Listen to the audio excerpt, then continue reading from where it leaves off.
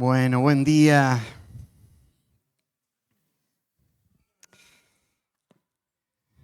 Qué bendición es por estar juntos esta mañana y tener estos tiempos de alabanzas al Señor y ahora adorarlo a través de la exposición de la palabra.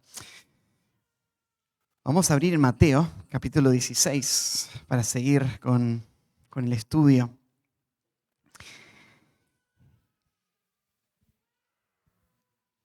Estamos en el corazón de este evangelio, justo a la mitad de todo este libro, y justo en estos capítulos estamos viendo una transición donde es claro que el pueblo de Israel está rechazando al Mesías.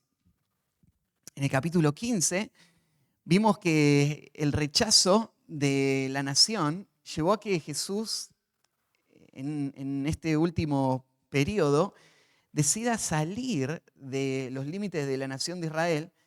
Y ahí, estando en territorio gentil, vimos cómo, aunque Israel le rechazaba, ahí afuera los gentiles respondían. La verdad es que Jesús dice: yo no vine a otra cosa más que a buscar a las ovejas perdidas de la casa de Israel, y esa es su prioridad.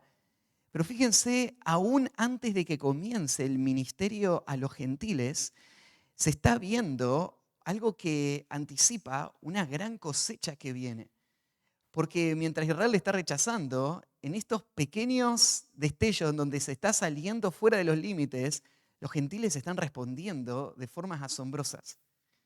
Y es la forma que Mateo tiene para anticipar y decir: ya para la época en que se está escribiendo esto, el evangelio había llegado hasta los confines del mundo. Y la iglesia estaba creciendo tremendamente en el mundo gentil. Y Mateo nos está diciendo: esto no es algo que nos sorprenda. Esto ya lo veíamos en el tiempo en que Jesús estaba en su ministerio terrenal. Los que habían recibido las promesas, los que tenían la palabra de Dios, los que cada semana estudiaban en la sinagoga, ellos no vieron, no entendieron. Ellos estaban ciegos y endurecidos. Y los que estaban entregados a la idolatría, los que estaban perdidos, ellos escucharon, vieron y comieron apenas las migajas de lo que caía de la mesa, y hubo un avivamiento, hubo salvación, un avance del evangelio asombroso aún en estos primeros tiempos. Y esto fue una confrontación para Israel. La dureza de su corazón, aún teniendo todo al alcance de la mano, ellos no veían y no querían responder al llamado de Cristo. En realidad ellos sí querían a un Salvador, pero su clase de Salvador. Ellos querían a un Salvador que les beneficiara personalmente, nacionalmente, pero ellos no querían rendirse a Cristo. No querían verlos como autoridad, no querían tomarlo como el Rey y el Señor de sus vidas. Entonces, a medida que Cristo iba haciendo un mensaje cada vez más confrontativo y les mostraba que ellos tenían que dejar todo, que ellos tenían que amarlo a Él más que nada y abrazar el sufrimiento de seguirlo, la gente decía: no, esta palabra es demasiado dura. Esto no estoy dispuesto a hacer. Y volvían de nuevo a su vida como antes, rechazando al Salvador que el Señor, que Dios le había dado. Así que en ese contexto terminamos la semana pasada viendo esa muestra de misericordia cuando Jesús estaba en Decápolis y alimentó a esos 4.000, y esas personas vieron el poder de Dios y la compasión de Cristo, y bueno, Jesús está instruyendo a sus discípulos también. Pero ahora, en el capítulo 16, vamos a ver que Jesús vuelve a Israel, vuelve a la misma zona donde había estado antes, a orillas del mar de Galilea, y empieza de nuevo su ministerio.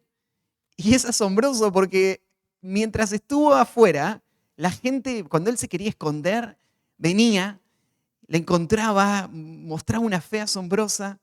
Pero ahora Jesús llega de vuelta a su tierra y lo primero que va a pasar es un grupo de falsos maestros, unos líderes de la nación de Israel, de nuevo van a venir, una comitiva desde Jerusalén, y van a encontrar a Jesús y van a confrontar a Jesús de nuevo.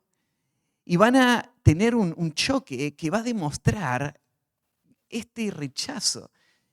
Es un contraste muy, muy marcado, ¿no? Que lo primero que pase cuando Jesús vuelva a la nación es que estos hombres estén tramando cómo matarlo, cómo destruirlo. Así que tenés que poder ver esto que está haciendo Mateo. Muchas historias ya vimos del rechazo de Jesús. Creo que lo que va a ser especial de esta historia es que Jesús va a volver a insistir en el tema de el peligro de estos hombres para con la nación de Israel. Jesús va a tomar esta oportunidad de ver el rechazo de los líderes y va a usarla para poder enseñarle a los discípulos lo peligrosa que es la falsa doctrina. Tenés que saber algo. Recordate que estos hombres, los discípulos, crecieron viendo a los fariseos como sus maestros. Estos eran los hombres que eran tenidos por todo Israel como autoridades espirituales. Eran vistos como hombres muy celosos, esforzados, hombres que nadie dudaba de sus motivaciones, porque los veían que iban hasta el extremo para vivir vidas santas. Entonces, cuando veían a un fariseo, todos lo veían como la imagen misma de la piedad. Ellos eran los sabios, ellos eran los que instruían al pueblo. Y esto desde chiquito. Estos discípulos habían estado escuchando a estos maestros. Y ahora, de repente, Jesús empieza a tener choque con ellos. Y no fue fácil para los discípulos. ¿Se acuerdan cuando vimos hace un par de semanas que los discípulos vienen preocupados a Jesús y le dicen, Jesús, ¿viste que se ofendieron? Se enojaron los maestros de Israel. Jesús, ¿por qué no frenas un poco el tono? Tal vez, Jesús, no te diste cuenta que tu enseñanza está siendo muy confrontativa. Así que, ¿por qué no tenemos más cuidado? Ellos son los que cuidan, los que cuidan la doctrina, los que cuidan la puerta de acceso a Israel. Si nosotros nos peleamos con ellos, ellos nos van a cerrar la puerta. ¿Y se acuerdan que Jesús les dijo estas palabras? Dejadlos, déjenlos. Son guías ciegos, son ciegos guías de ciegos. Y esas palabras, déjenlos, era una sorpresa para los discípulos. Porque hasta ese día ellos los habían visto como sus maestros. Y ahora lo que tenían que decidir era ya no escuchar más sus enseñanzas. Ya no ir más a donde ellos están predicando. Ya no conversar más de doctrina con ellos, sino dejarlos. Dejarlos que sigan su camino y proteger sus corazones y sus mentes de esta infección, de esta enfermedad, de esta destrucción que podía entrar a través de la falsa enseñanza. Ahora Jesús va a volver a este tema. Va a volver a exponer a estos hombres y va a decir, ellos son como un cáncer que va corrompiendo y destruyendo a toda la nación.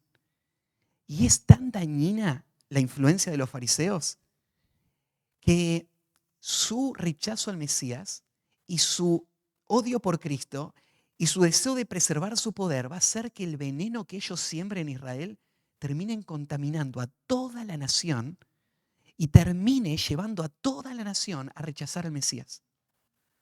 Ellos fueron la levadura que leudó toda la masa. Ellos fueron la falsa enseñanza y la influencia destructiva que afectó a toda la nación y terminó haciendo que todo Israel rechace a Cristo. Es tremendo el peligro de la falsa enseñanza.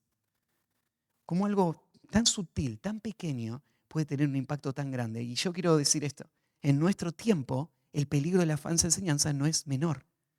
Así como la falsa enseñanza de un puñado de hombres pudo torcer a toda una nación y llevarles hasta su condenación y destrucción rechazando al Mesías, así también un puñado de falsos maestros en nuestro tiempo pueden torcer una iglesia, una denominación, el mundo evangélico de formas que no podés imaginar.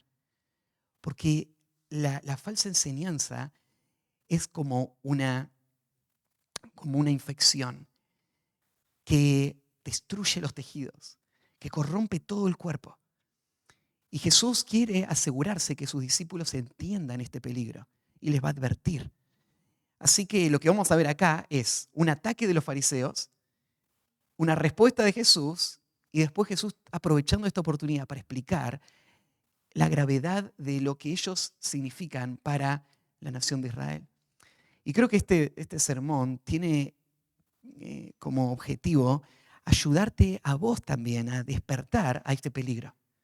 A pensar de que tal vez la falsa enseñanza ha influenciado más de lo que vos creías. Y que vos te interactuás y te relacionás con la falsa enseñanza sin tener noción del daño y el peligro que esto representa. Y las palabras de Cristo van a ser un llamado a despertar de ese peligro para que la falsa enseñanza de nuestro tiempo no te contamine y no te destruya como lo hizo con el pueblo de Israel en ese tiempo. Así que el tema de hoy es el peligro de la falsa enseñanza, el peligro de la falsa enseñanza. Y vamos a leer los versículos 1 al 12. ¿Sí? Arranca entonces el versículo 1 de esta manera. Vinieron los fariseos y los saduceos para tentarle y le pidieron que le mostrase señal del cielo. Mas él respondiendo les dijo, cuando anochece, decís, buen tiempo, porque el cielo tiene arreboles. Y por la mañana habrá tempestad, porque tiene arreboles el cielo nublado. Hipócritas, que sabéis distinguir el aspecto del cielo, mas las señales de los tiempos no podéis. La generación mala y adúltera demanda señal, pero señal no les será dada, sino la señal del profeta Jonás. Y dejándoles, se fue. Llegando sus discípulos al otro lado, se habían olvidado de traer pan. Y Jesús les dijo, mirad, guardaos de la levadura de los fariseos y de los saduceos. Ellos pensaban dentro de sí diciendo, esto dice porque no trajimos pan. Y entendiéndolo Jesús les dijo, ¿por qué pensáis dentro de vosotros, hombres de poca fe, que no tenéis pan? ¿No entendéis aún? ¿Ni os acordáis de los 5 panes entre 5.000 hombres? ¿Y cuántas cestas recogisteis? ¿Ni de los 7 panes entre 4.000? ¿Y cuántas canastas recogisteis? ¿Cómo es que no entendéis que no fue por el pan que os dije que os guardaseis de la levadura de los fariseos y de los saduceos? Entonces entendieron que no les había dicho que se guardase de la levadura del pan, sino de la doctrina de los fariseos y de los saduceos. Así que toda esta historia creo que gira alrededor de esta idea central del peligro de las falsas enseñanzas. En primer lugar, reconoce a sus promotores. Reconoce a sus promotores. Y del versículo 1 al 4 vamos a tener a Jesús o a Mateo mostrándonos la identidad de estos hombres.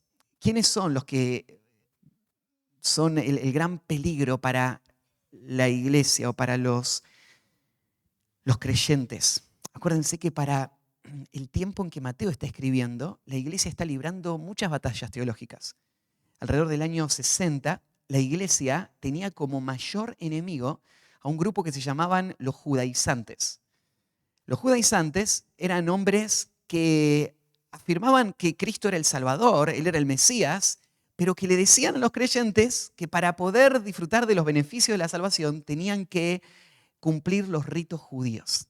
Así que si alguien era gentil y quería seguir a Cristo, tenía que circuncidarse, tenía que abrazar toda la ley y además a Cristo. Así que los judaizantes estaban atentando contra el evangelio mismo. Y uno puede imaginar cómo Mateo, cuando está escribiendo estas palabras, tiene en mente a estas personas también. Y de la misma manera que Jesús le dijo a sus discípulos, déjenlos, de la misma manera Él le estaba diciendo a los creyentes del primer siglo, dejen a los falsos maestros de su tiempo. Hombres que están torciendo el evangelio, que están siendo de tropiezo para ustedes. Así que Mateo nos va a describir a estos hombres con esta historia que pasó cuando Jesús llegó a Israel de nuevo. Así que en estos primeros 4 versículos va a mostrar estas características y arranca en el versículo 1 diciendo que vinieron los fariseos y los saduceos para tentarle. Tal vez, ya hablamos de estos grupos, así que tenés en mente quiénes son los fariseos y saduceos. Para refrescar un poquito, los fariseos eran los líderes espirituales que estaban involucrados en la vida de las sinagogas. Ellos eran vistos como hombres piadosos, esforzados, conocedores de las escrituras, y así se presentaban también a la nación. Claro, estos eran hombres que habían torcido el sentido de las escrituras y Jesús los va a llamar hipócritas muchas veces. Así que no eran hombres realmente piadosos, pero eran los hombres que tenían la influencia más fuerte en la vida espiritual de Israel. Los saduceos eran una casta, un grupo de hombres que decían descender de sacerdotes, de la línea sacerdotal, y por eso tener un lugar de preeminencia en la nación. Y ellos se las habían arreglado para conseguir beneficios de los romanos, y entonces ellos estaban al frente, ellos estaban en lugares de mucha importancia en la nación, en el liderazgo de la nación de Israel, y estaban acomodados con los romanos. En esa posición, estas personas eran personas que no vivían una vida piadosa en lo absoluto. Ellos no eran como los fariseos que se esforzaban ni siquiera por dar una imagen piadosa. Ellos usaban un lenguaje espiritual, pero vivían una vida totalmente libertina. Ellos profesaban ser judíos y líderes espirituales, pero en realidad le importaba más la política que la vida de la nación. Esas personas mostraban que servían a Dios, pero en realidad eran personas que no tenían ningún temor a Dios. No creían en la autoridad de las escrituras, descartaban toda la escritura, solamente creían en algunas partes y tenían muchos problemas teológicos. No creían en la resurrección, por ejemplo, más adelante va a aparecer esto. No creían en los ángeles. Así que eran un desastre teológicamente. Y uno los ve acá aparecer, estos dos grupos juntos, y se pregunta por qué están los fariseos y los saduceos juntos en esta situación.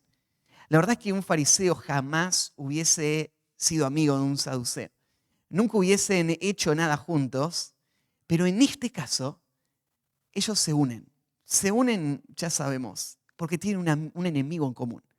Y el enemigo de mi enemigo es mi amigo, ¿no es cierto? Es el lema. Así que ahora son amigos los fariseos y los saduceos.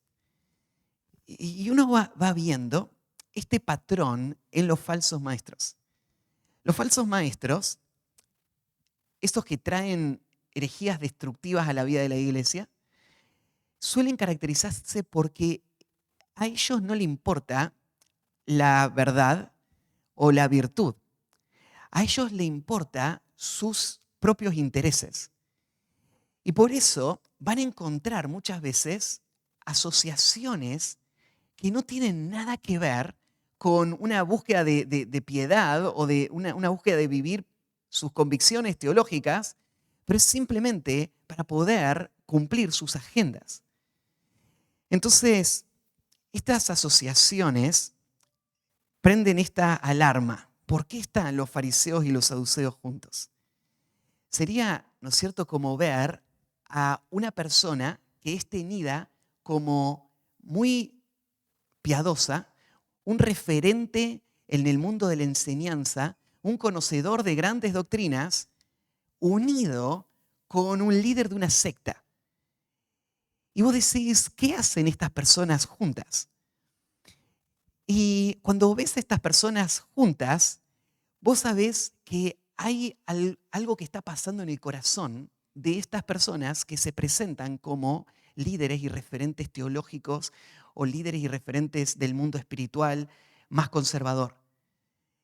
Porque cuando veas a Cristo, cómo Él interactúa con el mundo que le rodea, vos vas a ver que Él no genera estas asociaciones. Más bien lo que Cristo va a hacer es hablar con verdad las palabras que recibió del Padre, y Él va a crear gran tensión y controversia, y Él va a sacar a luz las inconsistencias y las falsas doctrinas y va a llamar al arrepentimiento. Pero no así con estos hombres. Estos hombres se van a unir y su intención, lo dice ahí en el versículo 1, fue tentar a Jesús. Tentar a Jesús. La idea de tentar es, ellos querían ponerle una trampa al Señor. Ellos querían exponer a Cristo y hacerle tropezar. Es interesante que Mateo arranca en el capítulo 4 contándonos de cómo el diablo vino a Cristo para tentarle en el desierto. La intención del diablo era que antes de arrancar su ministerio Jesús quede descalificado y quede anulado y destruido por completo. Y no lo logra, ¿no? Jesús responde a la tentación una y otra vez con la palabra y Satanás se termina yendo. Pero ahora lo que tenemos es a los hijos de Satanás haciendo lo mismo que Satanás, viniendo a Cristo con esta misma intención, desacreditar a Cristo, frenar su influencia, atacar al Señor y su enseñanza. Así que lo que hacen es, llegan para tentarle. Ellos ya habían decidido que Jesús no era el Mesías y querían poner esto en evidencia. Querían que todas las personas que estaban siguiendo a Jesús salgan de la supuesta ignorancia y vean sin la máscara a este hombre que les está engañando. Así que llegan con esa intención. Y lo que van a hacer es poner a prueba a Jesús diciendo que les muestre una señal del cielo. Una señal del cielo. Esta señal es algún milagro especial que respalde lo que él está diciendo. Ahora, qué absurdo lo que estos hombres están pidiendo, ¿no? Por años, Jesús había estado recorriendo toda esta región, predicando y haciendo grandes señales. Jesús había sanado, Jesús había alimentado, Jesús había caminado sobre las aguas, frenado el viento, Jesús había liberado a personas del poder de Satanás, había sacado a los demonios. O sea, faltan señales, faltan evidencias. ¿Será que esta gente todavía no se dio cuenta que Jesús era el Mesías y por eso lo rechaza? Cuando pasábamos por estas historias en estos años que las estuvimos estudiando, yo les fui marcando este principio.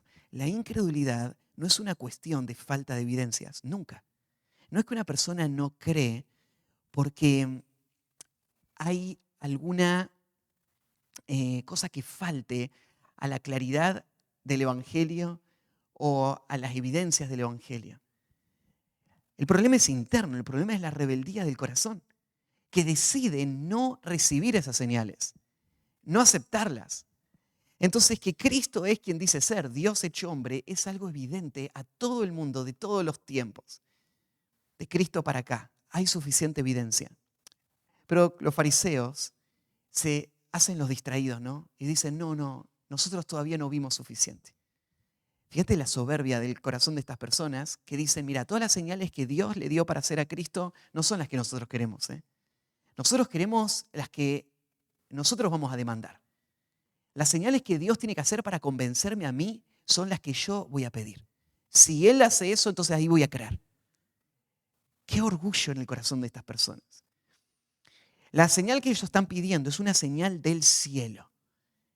No sé exactamente qué habrán tenido en mente cuando pidieron una señal desde el cielo, pero me imagino una escena. ¿Se acuerdan cuando Elías estuvo en la cima del Monte Carmelo y convocó a todo Israel y dijo, bueno, ¿quién es el Dios verdadero? ¿Quieren vamos a evaluar esto? Vamos a hacer lo siguiente, vamos a hacer un sacrificio, pero no vamos a prender fuego. Y el Dios que mande fuego del cielo es el Dios verdadero. Así que los profetas del Baal gritaron todo el día y no hubo nada. Y Elías se arrodilla, ora a Dios y Dios manda el fuego del cielo. Y ese día toda la nación de Israel vio esa gran señal. ¿Y qué dijeron? Jehová es el Dios verdadero. Tal vez los fariseos estaban imaginando algo así. A ver, Jesús, vamos a ver si vos podés hacer caer fuego del cielo. Si cae fuego del cielo, te vamos a creer. ¿Piensan que ellos hubiesen creído con el fuego que cayera del cielo? Probablemente se hubiesen asombrado, pero yo les decía hace un instante, el problema de la incredulidad no es un problema de falta de evidencias, no es un problema de falta de exposición a la verdad, es un problema del corazón y la dureza del corazón. Claro que ellos no estaban pensando, ¿será o no Jesús? Bueno, si veo una señal, le voy a creer.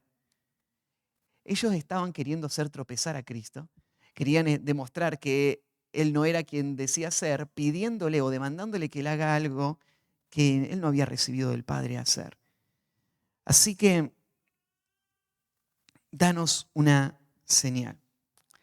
En el versículo 2, Jesús va a responder a esta demanda y va a exponer la hipocresía de estos hombres. Va a exponer que ellos no están buscando una señal para convencerse, sino que ellos están rechazando a Cristo abiertamente. Y entonces le dice, cuando anochece, decís, buen tiempo porque el cielo tiene arreboles. Y por la mañana, hoy habrá tempestad porque los arreboles en el cielo están del cielo nublado. Lo que le va a mostrar Jesús es, miren, ustedes no es que son ingenuos, ignorantes. Ustedes se dan cuenta de las cosas, ¿no? Y pueden percibir el mundo que les rodea. Jesús les está mostrando cómo en aquel tiempo, como en todos los tiempos, había cierta observación que se podía hacer del cielo y predecir lo que iba a pasar. Hoy hay un montón de instrumentos que hay para predecir el pronóstico y vos te fijás en tu celu si va a llover o no mañana. Pero en la historia de la humanidad siempre hubieron formas de predecir. Entonces, por cómo se ven las nubes, por cómo cae el agua. Bueno, hace globitos cuando cae, entonces va a llover por mucho tiempo. Por diferentes observaciones se predice qué va a pasar con el clima.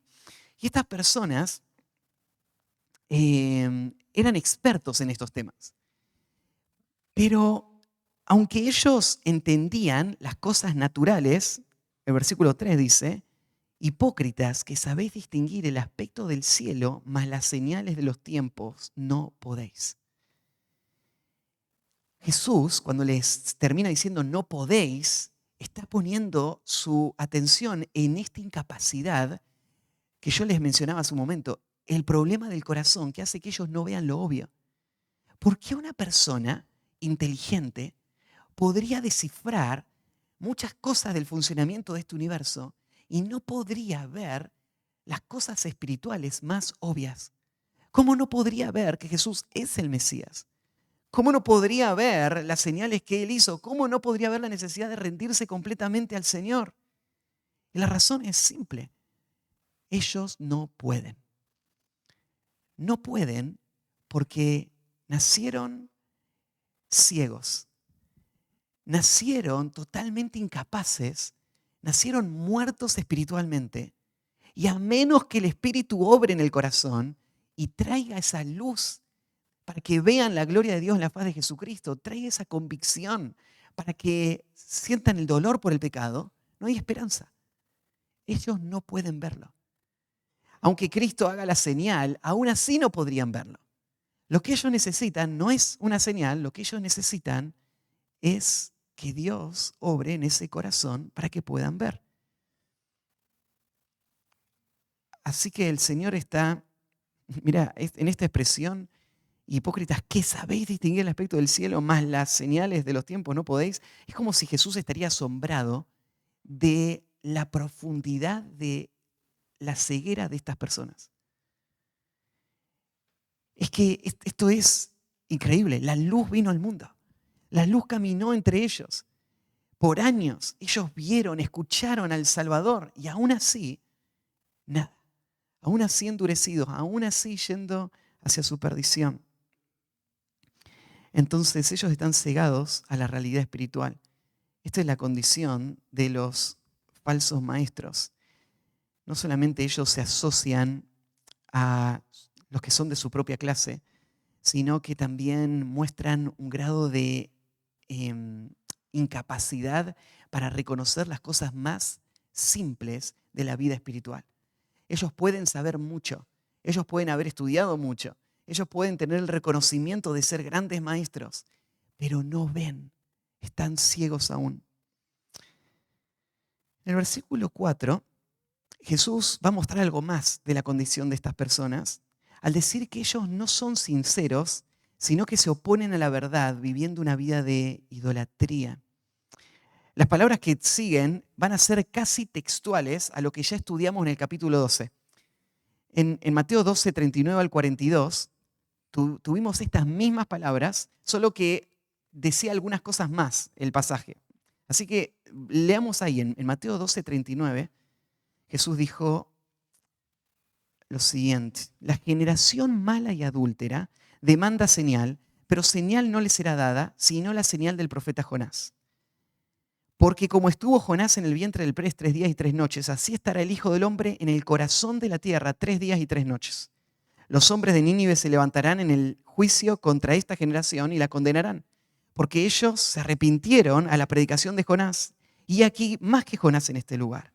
La reina del sur se levantará en el juicio con esta generación y la condenará, porque ella vino de los confines de la tierra para oír la sabiduría de Salomón, y aquí más que Salomón en este lugar.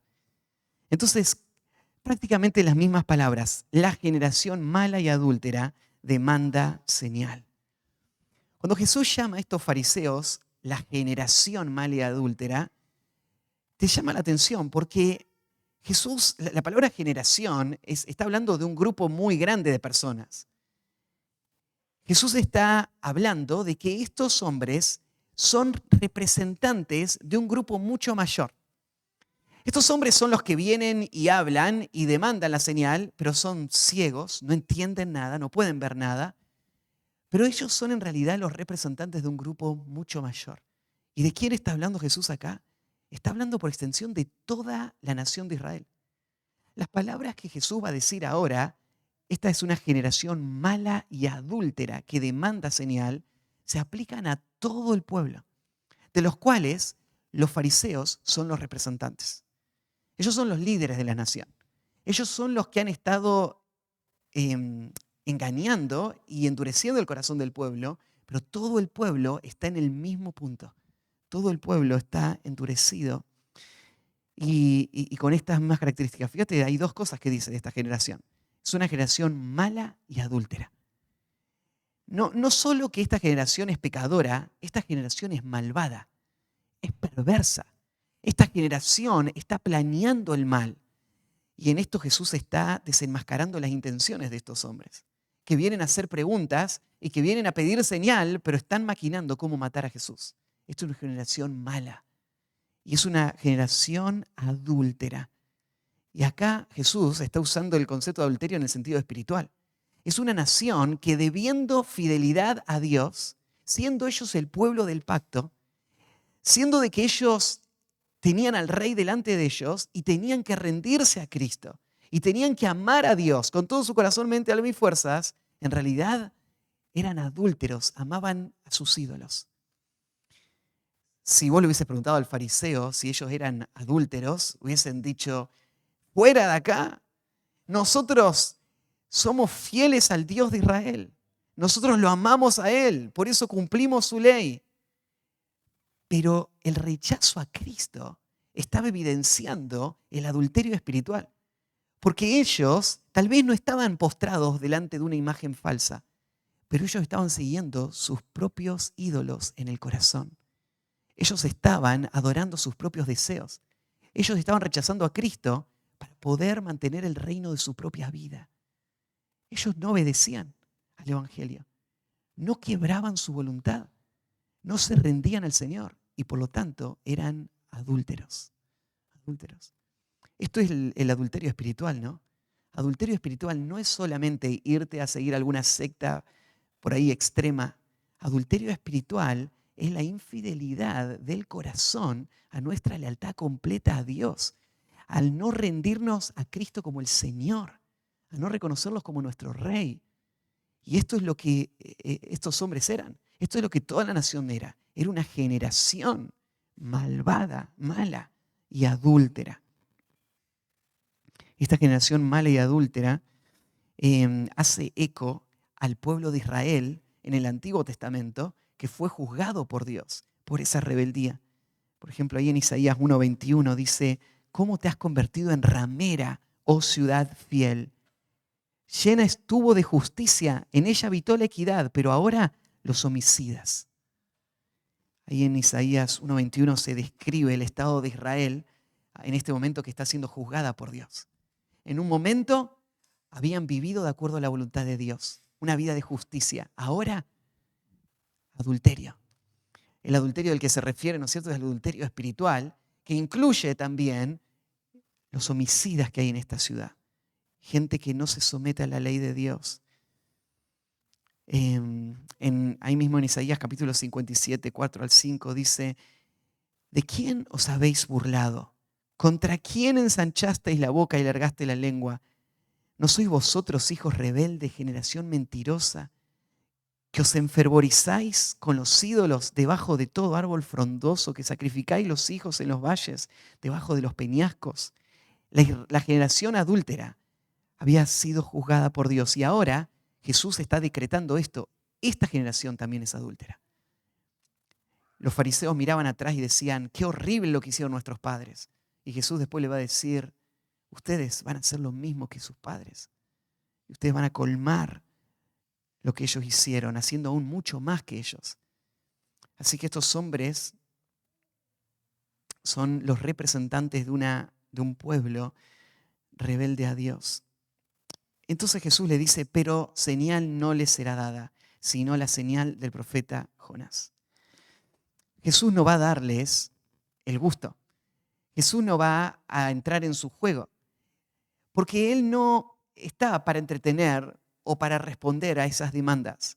Él vino para predicar y Él vino para llamarles al arrepentimiento. Y esas personas son responsables con la luz que ya tienen. Entonces ellos tienen que responder ahora. Esto no quiere decir que Jesús no hizo más milagros. Jesús hizo milagros aún después de este día en que Él dice: no les voy a dar ninguna otra señal. Pero estos milagros estaban apuntados a personas que están mostrando disposición a escuchar las palabras de Cristo. Los milagros nunca convirtieron a nadie. Nunca nadie se salvó por ver una señal.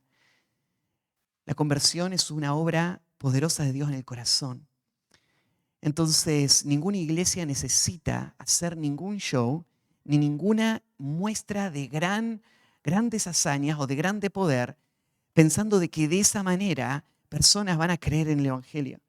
El Evangelio no tiene que ver con las señales, tiene que ver con la obra de Dios en el corazón de estas personas. Sí, Jesús le dice: no va a haber ninguna, solamente la señal del profeta Jonás. ¿Y cuál es la señal del profeta Jonás? Bueno, como Jonás estuvo 3 días y 3 noches en el vientre del pez, Jesús va a estar 3 días y 3 noches en el seno de la tierra. Y después va a resucitar. Jonás salió del pez y fue a los ninivitas, y esa era la señal. Él estuvo en el pez y ahora está predicando. Así que los ninivitas saben que Jonás viene de parte de Dios. Así que Israel iba a ver a Jesús morir y lo iba a ver resucitar. Y esa iba a ser la señal. Fíjense qué contundente que es la respuesta de Jesús. ¿Ustedes quieren ver una señal? Jesús le dice: yo los conozco. Ustedes me están intentando matar, ¿no? Bueno, esta va a ser la señal. No le voy a dar ninguna señal más que esta. Cuando me maten, yo voy a resucitar. Y esa va a ser la señal. La señal va a ser el fracaso del intento de ustedes de frenar los propósitos de Dios. La señal va a ser mi poder sobre la muerte, mi poder sobre el pecado. Va a ser la victoria sobre eso, mi señal. Y es la única que van a tener. Y sobre eso ustedes van a responder. Ustedes van a tener que reconocer que aquel a quien rechazaron es Señor y está sentado a la diestra del Padre. Y si ustedes lo reconocen, ustedes van a haber respondido y visto esta señal. Así que después de ese encuentro, termina esta primera sección diciendo: y dejándolos, se fue. Jesús les responde, les da la espalda y se va. Y ahora va a pasar tiempo, van a pasar 3 capítulos hasta que Jesús vuelva a encontrarse con los fariseos. Y Él les da la espalda por el rechazo que ellos están haciendo al Evangelio. Nosotros sabemos más de estos fariseos, hemos estado estudiando mucho más acerca de su doctrina y hemos visto esta característica de ellos como hombres hipócritas. Hombres que se mostraban como los religiosos de su época, pero estaban rechazando la autoridad de Cristo, rechazando la palabra de Dios, rechazando a Cristo como el Señor de su vida. Y ahí se ve a una persona como un falso maestro. ¿Sí? Así que, bueno, primer punto entonces, el peligro de la falsa enseñanza, y vimos reconoce a sus promotores. Acá tenemos a los que están llevando esta falsa enseñanza al mundo. En segundo lugar, reconoce su influencia. Reconoce su influencia. Y vamos al versículo 5, del versículo 5 en adelante. Ahora vamos a ver a Jesús trabajando en el corazón de sus discípulos para que ellos entiendan lo que estaba pasando. En esa charla, o sea, hay algunas cosas que Mateo no nos cuenta, pero dice el versículo 5, llegando sus discípulos al otro lado, habían olvidado de traer pan. Aparentemente Jesús tuvo esta conversación en un punto y ahora los discípulos viajaron y llegaron a el otro lado del mar de Galilea. ¿Sí? Y por cómo se dice, da la impresión de que los discípulos fueron por su cuenta y Jesús ya estaba ahí. Cuando dice que llegaron y dice entonces que Jesús les va a hablar, cuando ellos llegaron, da esta idea, ¿no es cierto? Que ellos llegaron por caminos separados. Y cuando llegan, se dan cuenta de que no tenían, no habían traído pan, no habían traído pan. Marcos nos hace una aclaración en el pasaje paralelo en el capítulo 8. Dice que habían olvidado traer pan y no tenían sino un pan consigo en la barca. Entonces, era un grupo, había un solo pancito y se encuentran con este problema. Nos olvidamos. Tendríamos que haber tenido cuidado, tendríamos que haber hecho planes, tendríamos que haber salido a comprar y ahora estamos acá solos, no trajimos nada para comer. Y ellos se sienten tal vez un poco culpables por no haber hecho bien las cosas con el tema del pan. Así que cuando bajan, este es el tema de conversación, no tenemos nada para comer y te sorprende un poco la situación porque, ¿se acuerdan? Venimos hablando del tema de la comida. La alimentación de los 5.000, la alimentación de los 4.000, y aún Jesús acá se lo va a recordar a los discípulos. Uno pensaría, esto no es algo que le preocupe al Señor. O sea, los discípulos están ahí cargados, pensando, sintiéndose mal por no haber preparado la comida y sin saber qué iban a hacer. Pero la realidad es que esto no era tan importante. Jesús podía hacer pan de la nada. Él podía crear todo el pan que sea necesario. Ya habían visto cómo Jesús había multiplicado todo, ¿no? Pero este hecho muestra de nuevo lo lento que los discípulos aprenden.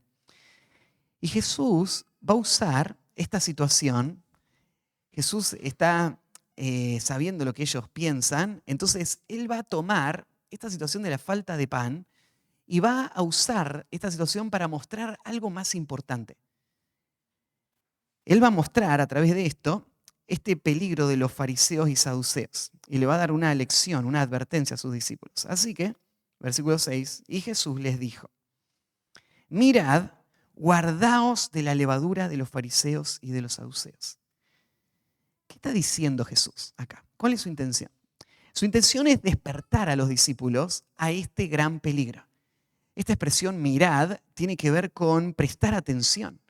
Los discípulos habían cerrado ese capítulo, habían estado con Jesús cuando habló con los fariseos y habían escuchado esa conversación, pero bueno, ahora ya estaban preocupados de otra cosa. Y Jesús les dice, no, quiero que piensen en lo que acaba de pasar. Escucharon lo que ellos dijeron, escucharon la intención que ellos tenían, escucharon mi respuesta hacia ellos. Ahora quiero que entiendan esto. Quiero que entiendan que tienen que tener cuidado de un gran peligro. La palabra mirad, entonces, es la responsabilidad que ellos tienen de estar atento a esto, de estar velando, de estar prestando atención a lo que está pasando a su alrededor. Y después agrego una palabra más. Mirad, guardaos de la levadura de los fariseos. Como si esto fuese a ser un gran peligro del que se tienen que proteger, usa esta palabra, guárdense, guárdense. Hay muchos pasajes donde se habla de el peligro y donde se usa este mismo término. Ahí en Mateo 6:1, Jesús usa esta palabrita, por ejemplo, para decir: guardaos de hacer vuestra justicia delante de los hombres para ser vistos de ellos. De otra manera no tenéis recompensa de vuestro Padre que está en los cielos. Hay un gran peligro.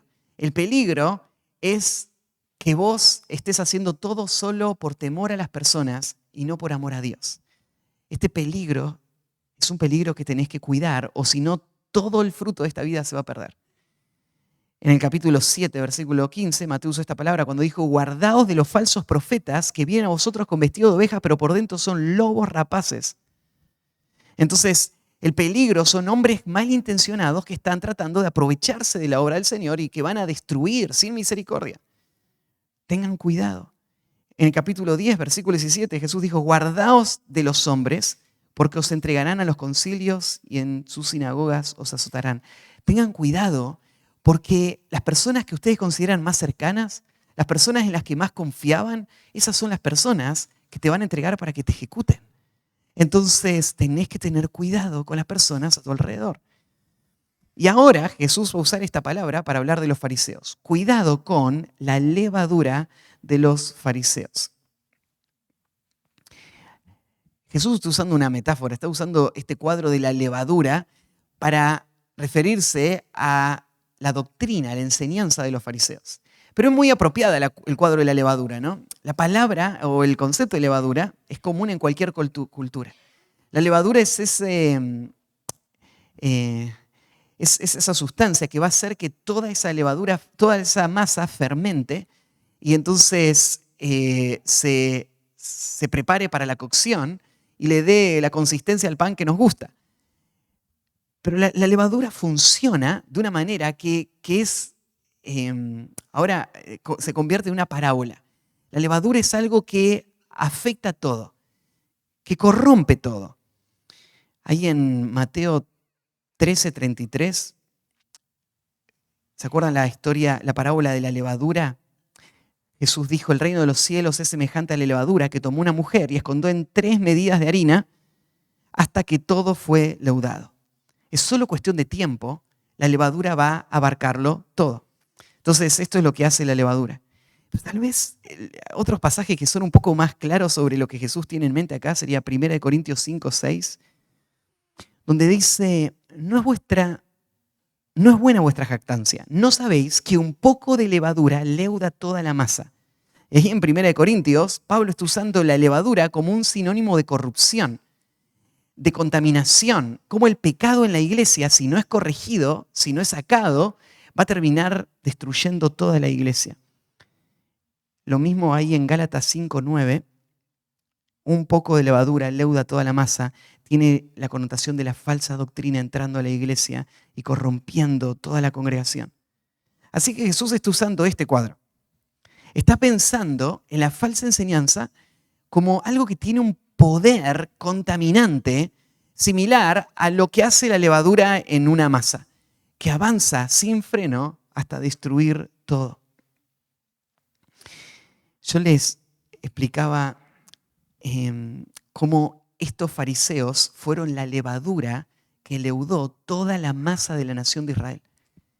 Un pueblo entero, una nación entera, condenada y destruida por el juicio de Dios, por falsos maestros que sembraron mentiras, que llevaron a toda la nación a creer que Jesús no era el Mesías. Jesús estaba enseñando, haciendo las señales, y el pueblo estaba escuchando y estaba respondiendo. Pero atrás de ellos, ¿quién estaban?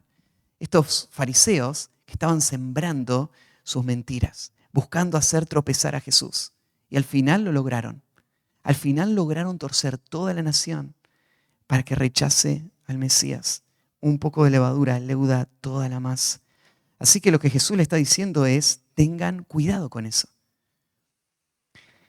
Yo les hablaba de los peligros de la falsa doctrina en nuestro contexto. Y estos son los llamados del Señor para nuestra vida también. A no ser ingenuos. A no creer que porque alguien es celebrado como un maestro, es seguro o es confiable. A no creer de que porque alguien conoce las Escrituras, él representa a un pastor genuino.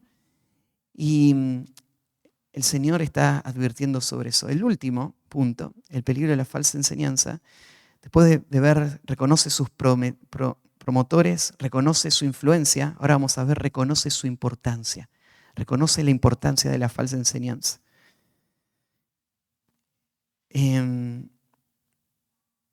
Versículo 7 dice, ellos pensaban dentro de sí diciendo, esto dice porque no trajimos pan. Ahora los discípulos parecen estar en una sintonía totalmente distinta a la del Señor. Ellos están pensando en la comida, están pensando que no tienen para comer. Así que esa es toda su preocupación, esto es todo su mundo.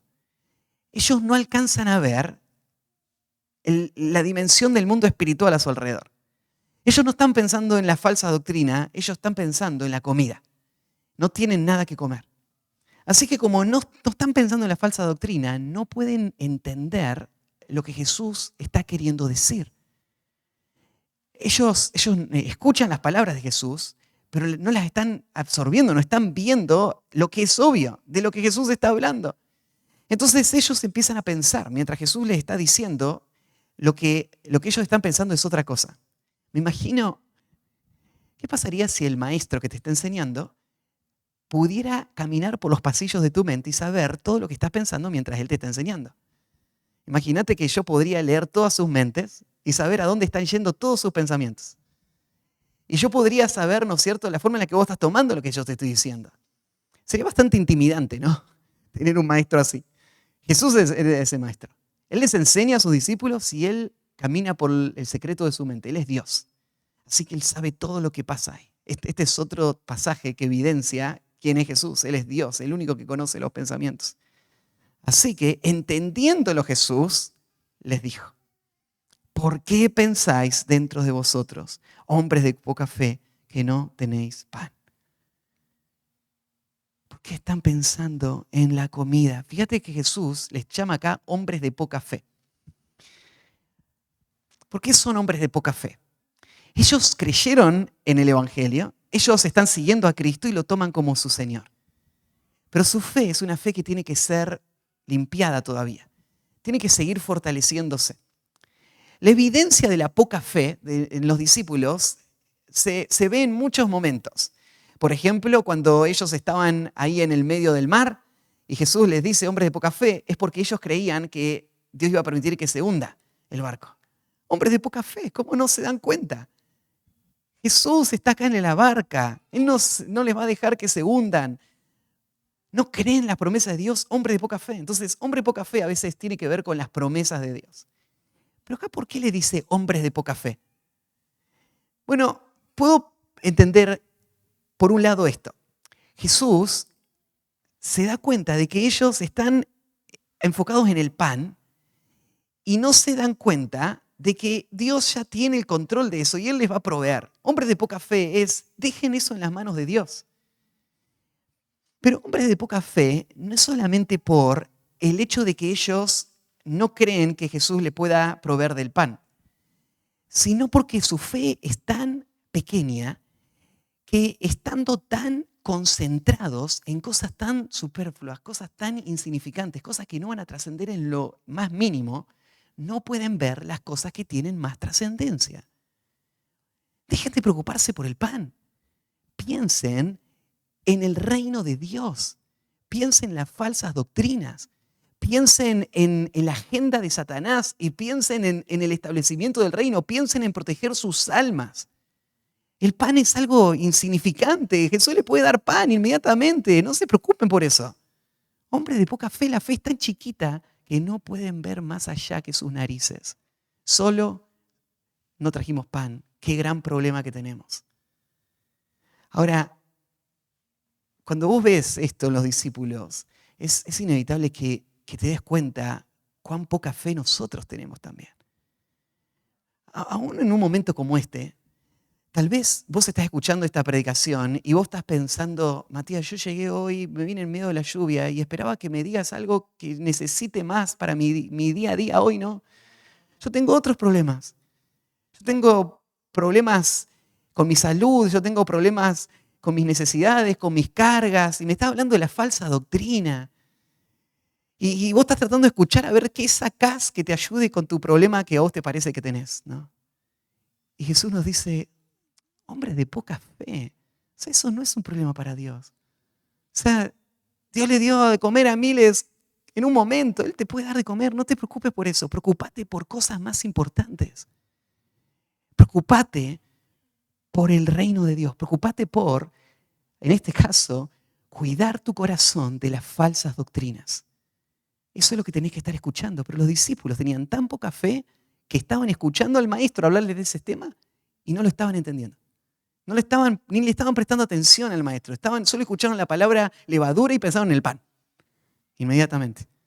Ahora es bastante tonto que piensen que Jesús estaba hablando del pan. O sea, ¿qué estaba queriendo decir Jesús? Si Jesús le dijo, cuidado con la levadura de los fariseos, Jesús le estaba diciendo, no vayan a comprarle pan a los fariseos. Que si le compro un pan a un fariseo me voy a morir, me voy a contaminar. Es algo tonto, ¿no es cierto? ¿Qué sentido tendría que Jesús les advierta de levadura de los fariseos? No está hablando Jesús de eso. Entonces Jesús les confronta. Ahí en Marcos, en el pasaje paralelo, Marcos en capítulo 8, 17, le va a decir así Jesús. Entendiéndolo, Jesús les dijo, ¿qué discutís? ¿Porque no tenés pan? ¿No entendéis ni comprendéis? ¿Aún tenéis endurecido vuestro corazón? Hombre de poca fe, nos registra Mateo que dijo Jesús. Marcos dice, hombres con un corazón duro. Y así son los discípulos. Ahora, hay una diferencia entre los discípulos y los fariseos. Los fariseos rechazan la autoridad de Cristo. Ellos quieren gobernar su propio reino. Los discípulos se rinden a Cristo, pero son hombres de poca fe. Son hombres que todavía tienen un corazón endurecido. Son hombres que todavía tienen una vista muy corta. Son hombres que no entienden los planes de Dios. Pero está bien. Jesús no es que se da la vuelta y se va. Le dio la espalda a los fariseos, pero a los discípulos les va a volver a enseñar. Jesús sigue el trabajo en sus corazones porque aun cuando su fe es poca, es real. Aun cuando sus corazones están endurecidos, el Señor está obrando ahí. Y ellos ahora van a escuchar. Jesús les confronta. ¿No entendéis ni os acordáis de los 5 panes entre 5.000 hombres? ¿Y cuántas canastas recogisteis? Ni de los 7 panes entre 4.000 y cuántas canastas recogisteis. Ya leímos este pasaje para mostrar que estos sí fueron 2 eventos distintos en donde sucedieron estos milagros y toda esta abundancia muestra el poder que Cristo tiene para hacer todo esto. Entonces, versículo 11, ¿cómo es que no entendéis que no fue por el pan que os dije que os guardase de la levadura de los fariseos y los saduceos? ¿Cómo es que no entendéis? Te muestra no a un Jesús frustrado, sino un Jesús asombrado.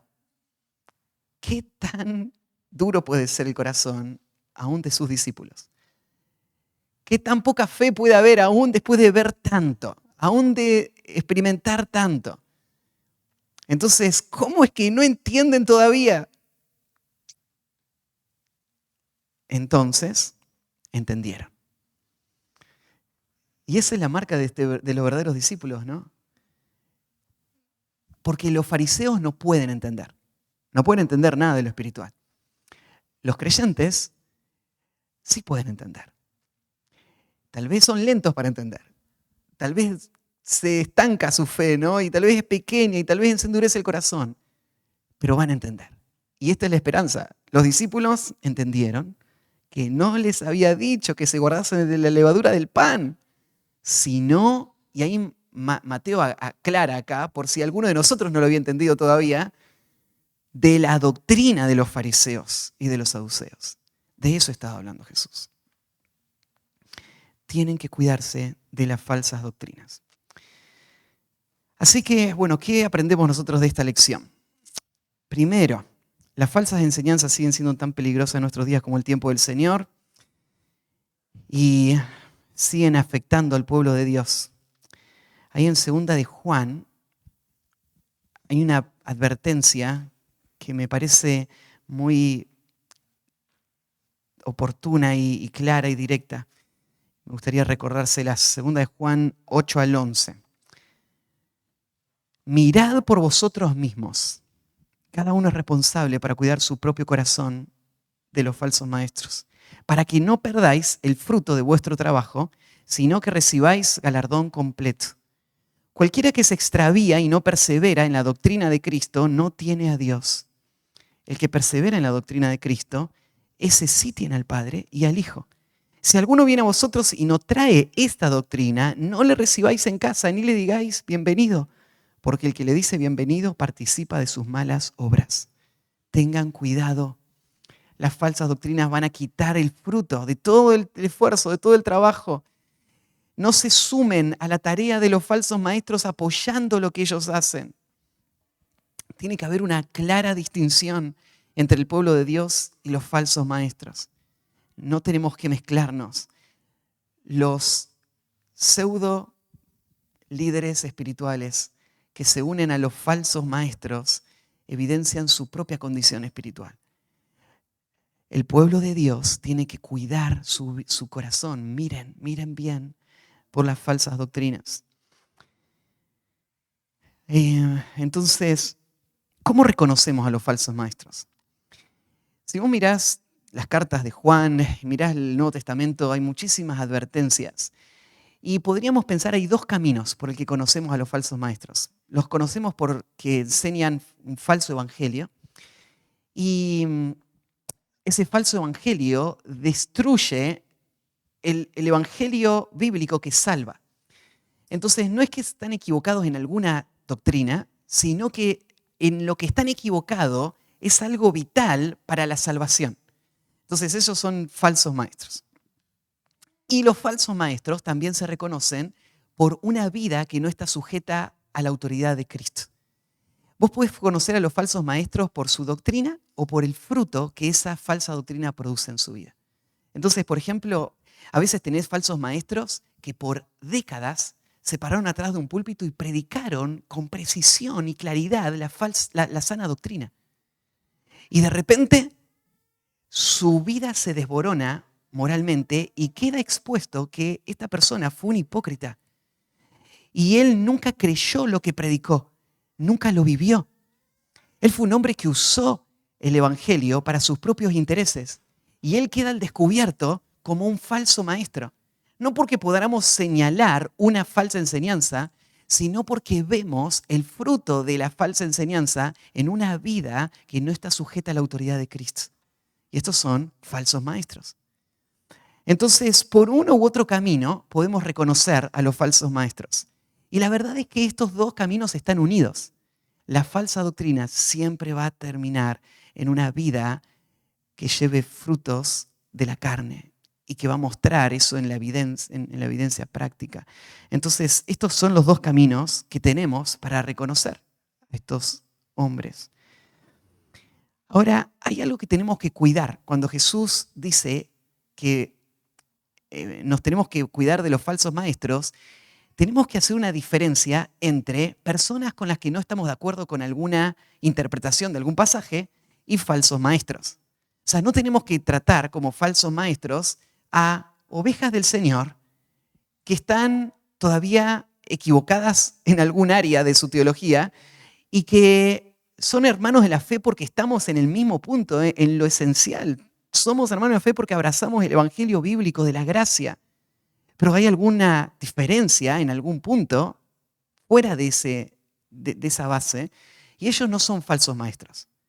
Entonces, vos no tenés que pensar que todo el que no entiende la doctrina exactamente igual como vos la estás entendiendo son falsos maestros que no tenemos que escuchar. Pero estamos hablando de falsos maestros, de hombres que están rechazando el señorío de Cristo, el evangelio bíblico de la gracia, están promoviendo una vida como la de los fariseos, de religiosidad hipócrita superficial, en donde se afirma una vida espiritual sobre acciones externas, pero no conversión interna. Estos son falsos maestros. Y estos falsos maestros deben ser vistos como un peligro para la vida de la iglesia. Los verdaderos creyentes no pueden ser llevados por el falso maestro a su destrucción eterna, ¿no? Porque la salvación nunca la van a perder. Entonces el verdadero creyente no puede ser engañado al punto de que su vida termine en el infierno. Pero los verdaderos creyentes pueden ser engañados por falsos maestros de tal manera que su vida espiritual se atrofie. Cuando acá se advierte, Jesús le está advirtiendo a sus discípulos de la levadura de los fariseos, dando a entender que aún a ellos les puede afectar. Entonces, si un verdadero creyente no es cuidadoso y expone su vida a la enseñanza de hombres que no se someten a la autoridad de las Escrituras, que no se someten al señorío de Cristo, que no están predicando un evangelio bíblico, lo que va a pasar es que su vida se va a empezar a atrofiar. Su familia va a estar afectada. Su santificación va a estar afectada. Su fruto en la obra del Señor va a estar afectado. Los falsos maestros siempre afectan, siempre traen consecuencias. Para un creyente, no la condenación eterna, pero sí todas estas otras formas. Bueno, y creo que la última implicación tiene que ver con este punto que les marcaba en cuanto a la poca fe. Hombres que estaban preocupados con cosas que eran triviales, cosas que no le estaban preocupando a Cristo. Hombres que estaban en otra sintonía con las cosas que Cristo estaba pensando y sus intereses. Entonces esta es una confrontación para nosotros, para ver dónde está nuestra fe, dónde está nuestra prioridad. ¿Estamos escuchando la enseñanza del Señor o estamos preocupados con nuestra propia agenda? Entonces Colosenses capítulo 3 dice, si habéis resucitado con Cristo, poned la mira en las cosas de arriba, donde está Cristo sentado a la diestra de Dios. Buscad las cosas de arriba y no las de la tierra, porque habéis muerto, vuestra vida está escondida con Cristo en Dios. La vida del Hijo de Dios tiene que estar marcada por la búsqueda de las cosas que trascienden. Las cosas temporales son importantes. Claro, los discípulos tendrían que haber pensado en qué iban a comer ese día, porque hay que comer algo, ¿no? Pero eso no es lo más importante. Eso no es lo que tiene que estar en el centro de la atención. Tenemos que estar pensando en las cosas que trascienden, las cosas eternas y escuchar la voz del Señor en estas áreas, ¿sí? Vamos a orar para terminar. Padre, gracias por este pasaje. Y, Señor, reconocemos el peligro. A veces, Señor, nuestro corazón incrédulo pierde de vista las cosas importantes y podríamos pasar por alto algunas que nos llevarían a tropezar. Y pedimos, Señor, tu gracia. Rescátanos de nuestra propia incredulidad, rescátanos de la dureza de nuestro corazón.